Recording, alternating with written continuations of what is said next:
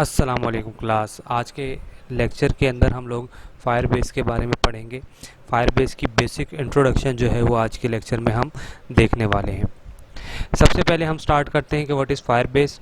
जैसे कि आप लोगों को, तमाम लोगों को इस बात का अंदाज़ा होगा कि हम जब फायरबेस की बात करते हैं तो हमारे जहन में फ़ौरन ये आता है कि ये एक ऐसा प्लेटफॉर्म है, ऐसा कह लें कि एनवायरनमेंट है जिसके अंदर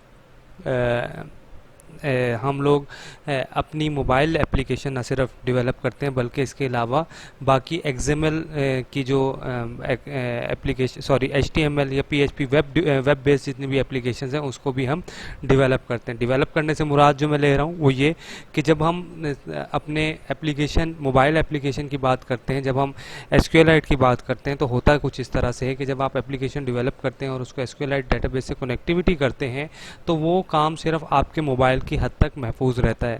अगर आपने वो काम दूसरे एप्लीकेशंस के ऊपर, दूसरे सिस्टम्स के ऊपर भी शेयर करना हो तो क्या होता है, आपको फायरबेस या कोई ऐसा डेटाबेस या ऐसी सिस्टम को एक्सेस करना पड़ता है जिसको आप क्लाउड के तौर पे भी यूज़ कर सकते हैं। क्लाउड से मुराद ये है कि आपका डाटा जो है वो उस सिस्टम के ऊपर भी सेव हो रहा हो, जिस सिस्टम पे उस सर्वर पे भी सेव हो रहा हो जहाँ से दूसरे सिस्टम एप्लीकेशन जो हैं उसकी वो अटैच हों।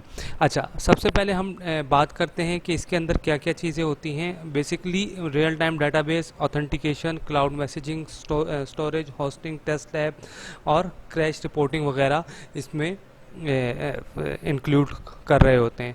कह सकते हैं कि आपका जो फायरबेस है ये एक रियल टाइम डाटाबेस है। इसके अंदर आप यूज़र ऑथेंटिकेशन कर सकते हैं, क्लाउड मैसेजिंग की फैसिलिटी ये आपको देता है, स्टोरेज आप अपना डाटा स्टोर कर सकते हैं, होस्टिंग, टेस्ट लैब।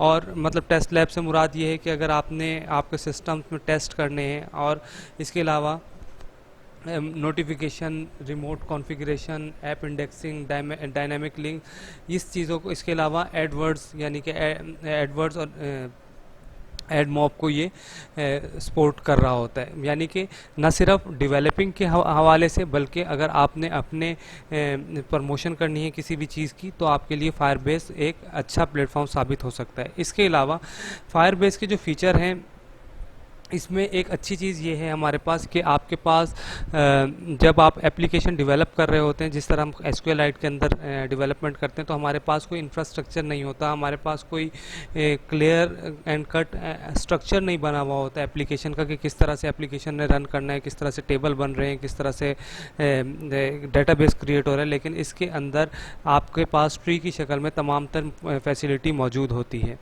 अच्छा, एक अच्छा फ़ायदा, एक अच्छी बड़ी बात जो इसकी है, ये work across the multiple platform, यानी कि आप iOS में भी यूज़ कर सकते हैं, C++ में भी, एंड्रॉयड में भी, HTML, PHP वटेवर आप फायरबेस का डेटाबेस को यूज़ कर सकते हैं। और दूसरी बात ये कि बहुत ही ईजी टू एक्सेस है। इसके अलावा आपका काम जो भी है वो फ्री में मतलब एक्सेस कर सकते हैं, फ्री सपोर्ट आपको मिल रही होती है।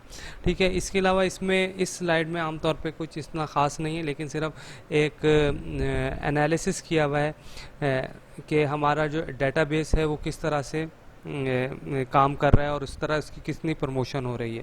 खैर, आगे चलते हैं। जो की फ़ीचर हैं फायरबेस के, उसके अंदर रियल टाइम डाटाबेस है, store and sync data in real time, authentication, ये तमाम तर वो चीज़ें हैं जो हमने पहले भी पढ़ी हैं, देखी हैं। ऑथेंटिकेशन है, reduce friction with robust authentication.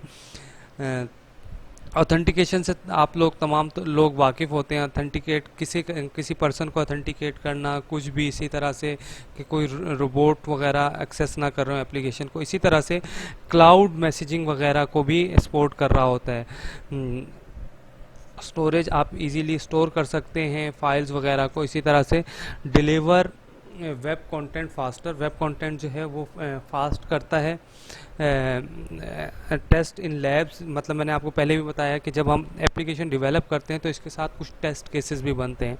Test cases का काम ये होता है कि आपकी एप्लीकेशन जो है क्या वो सही तरह से रन हो रही है, नहीं हो रही, इस चीज़ को वो एक्सेस कर रहा होता है कि कोई बग तो नहीं आ रहा है, कोई एरर तो नहीं आ रहा, कोई रन टाइम एरर तो नहीं आ रहा, कोई इस तरह से लॉजिकल एरर तो नहीं आ रहा। इन तमाम तर चीज़ों को आपकी जो वो है क्या कहते हैं जो फायरबेस है ये चीज़ देख रही होती है टेस्ट लैब के अंदर। क्रैश रिपोर्टिंग के अंदर आपकी एप्लीकेशन को स्टेबल रखने का काम भी यही कर रहा होता है। इसी तरह ग्रो किस तरह से करते हैं, नोटिफिकेशंस जो हैं engage with user at the right moment, remote config में आ जाता है, customize your app on the fly, drive organic search traffic to your app. ये बेसिक चीज़ें, इतनी इसमें कोई रॉकेट साइंस नहीं है, सिंपल जो हम आम तौर पे अपनी एप्लीकेशन को जब रन करते हैं, अगर मैं आपसे कहूँ कि यार आप जब एप्लीकेशन को रन कर रहे हैं तो आपके सामने क्या क्या चीज़ें आ रही हैं, तो आप सामने कहते हैं सर जब हम एप्लीकेशन रन करते हैं तो हमारे सामने बहुत सारे नोटिफिकेशन शो होने लग जाते हैं, हमारे पास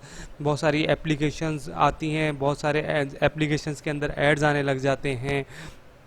इसी तरह से किस तरह से काम कर रहे होते हैं, लिंक्स शो होने लग जाते हैं, इसी तरह से मुख्तलिफ टास्क परफॉर्म होने लगते हैं। इसके अलावा जो है एडमॉब को सपोर्ट करता है अर्निंग के लिए, मोनेटाइजिंग के लिए गूगल प्ले ये सॉरी गूगल एड मॉब को यूज़ करता है कौन, हमारा जो फायरबेस जो हमारा वो है डेटाबेस। तो इस तरह से हमारा जो काम है वो डेटाबेस के मतलब फायरबेस वर्चुअल कह लें कि क्लाउड कह लें, इस तरह से हमारा जो हम डाटा स्टोर कर सकते हैं। जबकि एक स्लाइड जो डिफरेंस है एसक्यूएल डेटाबेस में और इसके अंदर, एसक्यूएलाइट डेटाबेस में और फायरबेस के अंदर, वो ये है कि आपका जब भी आप स्टोर कर रहे हैं, डाटा स्टोर कर रहे हैं, तो फायरबेस के अंदर हमारे पास ज़्यादा फैसिलिटीज़ मौजूद हैं, जबकि एसक्यूएलाइट के अंदर सिर्फ हम डाटा को स्टोर कर रहे होते हैं, वो भी क्लाइंट एंड पे। जबकि फायरबेस क्लाउड बेस है और क्लाउड के अंदर अगर आपने कोई ऐसी एप्लीकेशन बनानी है जिसमें आप क्लाउड के तौर पे मतलब मुख्तलिफ नोड्स के ऊपर डाटा को एक्सेस करवाना चाह रहे हैं, शो करवाना चाह रहे हैं, तो आप फायरबेस यूज़ करते हैं। बिल्कुल सिंपल इम्प्लीमेंटेशन होती है इसकी।